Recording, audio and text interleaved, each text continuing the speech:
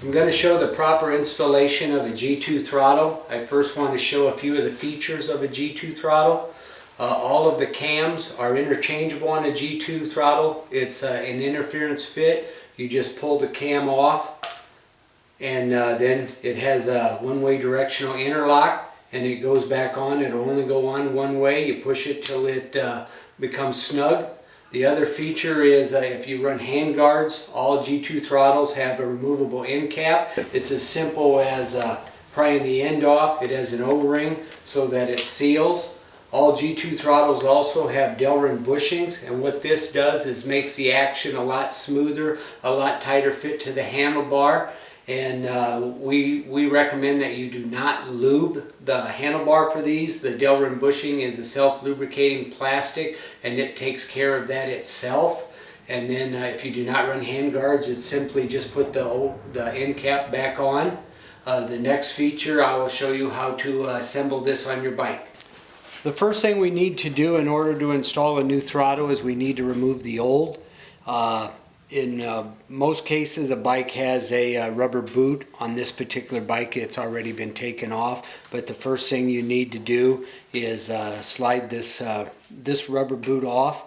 The next is some bikes have a rubber boot. You would need to remove that. After that, the next thing you need to do is to remove the screws holding the housing together. There are two screws. Both of them will need to be removed.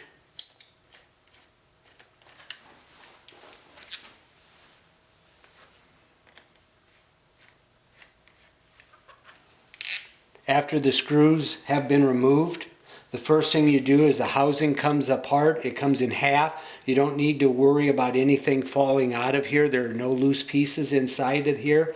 Each half just comes apart. The next thing that you need to do is the two cables. You just rotate the throttle tube a little bit. You slide them out of the housing.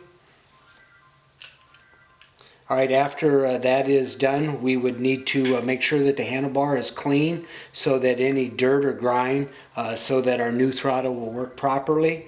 The first thing that I recommend that we do is that we put our new throttle onto the handlebar, making sure that it rotates freely. The next thing that I recommend is that we just put the housings back on the bike without cables.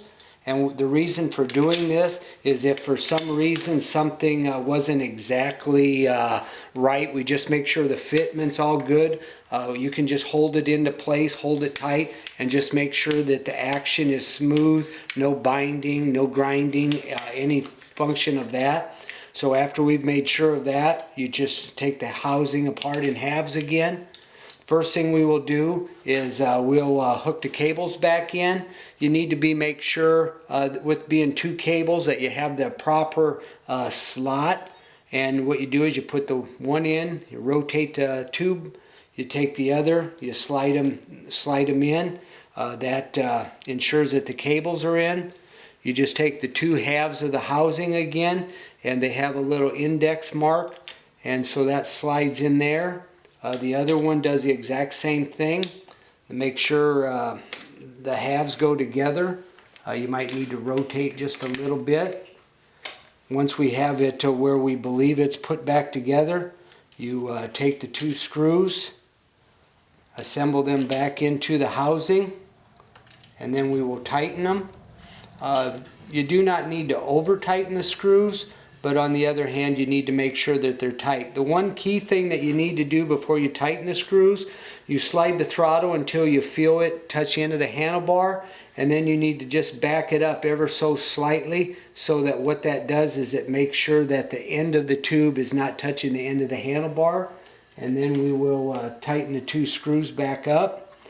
I like to tighten the bottom one maybe a little bit snug so that I can rotate the throttle into the position that I'd like, and then I come back and finish by tightening the top one. The next function that we need is to make sure the throttle is twist, but now we need to make sure that there is an appropriate amount of free play. And free play, what that means is if your throttle doesn't have any movement before it activates the cables, one of two things can happen. Either A, the throttle is too tight and it already has it started to accelerate, or you have too much free play to where you have to move it too much before it activates. So on this particular bike, the free play adjusters are up here on top, and to adjust this, what we would do is we move the adjusters either in to create more free play or out to take free play away. Free play is a personal preference. I particularly don't like a lot of free play in my throttle, so in that instance I would tend to turn it out a little bit to where it doesn't move much on its own. The real key factor to tight free play is that you do not have the throttle to where it's already actively engaged. And now that after you've tightened the screws, you've made sure that the free play is right, the throttle works properly, snaps back. That's the key, that you can hear it snap back. The next thing then we would do is we would take the rubber boots, push them back on, and if it had the rubber boot covering the housing, you would make sure that that was properly covered. And the next thing that we would do to make this a complete setup is to install a grip, in which we will show you. I need to explain that the assembly that I showed you here will work with the Yamaha, Suzuki, Kawasaki, and KTM 4-strokes. Honda uses a little bit different throttle housing, and I wanted to show the few key differences and the few key things that you need to make sure you check for when you're changing.